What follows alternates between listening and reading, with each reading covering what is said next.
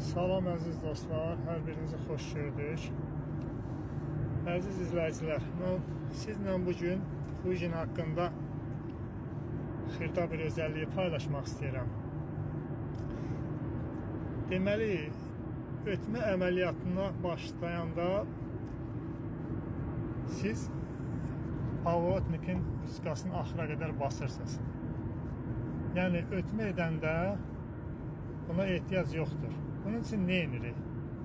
Yani bilenler bilir,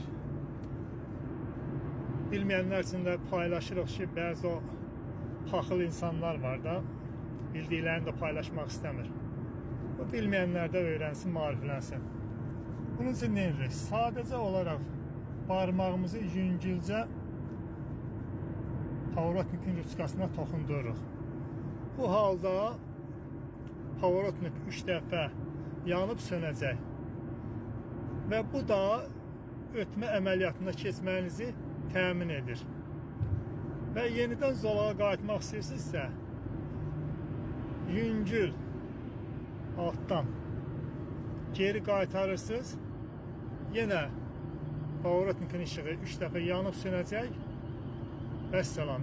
Yəni bunu əllə tam axıra qədər basıb yenidən qaytarmağa ehtiyac yoxdur. Diqqətiniz üçün təşəkkür edirəm.